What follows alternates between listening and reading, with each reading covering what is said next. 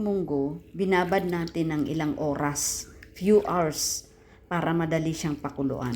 Yan po natin yung ating munggo para for tomorrow, isusutay na lang natin yung ating mga Happy Friday everyone! Ang isi-share ko po sa inyo ngayon ay munggo. Yes po, you heard it right. Munggo for Friday. Ayan lang po natin siya sa tomatoes, ginger, garlic, onion, lemongrass. And we're going to add some chili.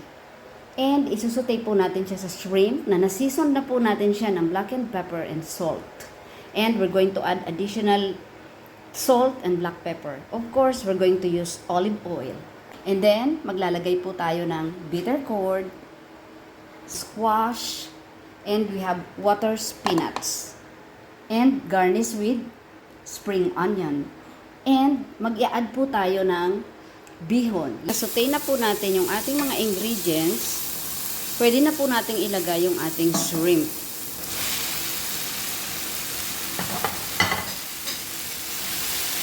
Cover lang po natin para maluto yung ating shrimp. Pwede na po nating i-add yung ating squash. Since yung ating munggo naman po ay napakuluan na natin ahead. And then, i-cover po natin ulit. Pagay natin yung ating squash. I-cover lang po natin para maluto. Luto na po yung ating shrimps and ating squash. Ilagay na po natin yung ating munggo. No worries po kasi luto na po yung ating munggo. Ahead na po, napakuluan na natin siya. Ilagay. And then, pwede na po nating ilagay yung ating bitter gourd, ampalaya. Gulo na po yung ating munggo na naglagay na tayo ng bitter gourd. Pwede na nating ilagay yung ating pansit. Ilagay na po natin yung ating pansit.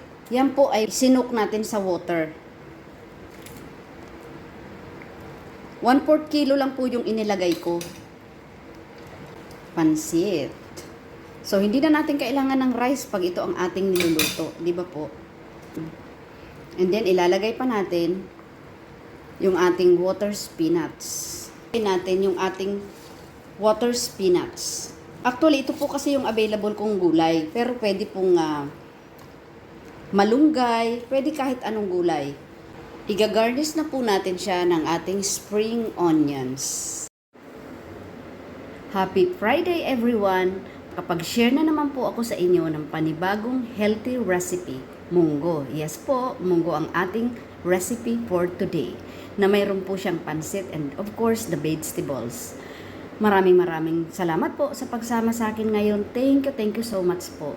At ako po ay masaya na nakapag-share na naman sa inyo ng panibagong recipe. Thank you!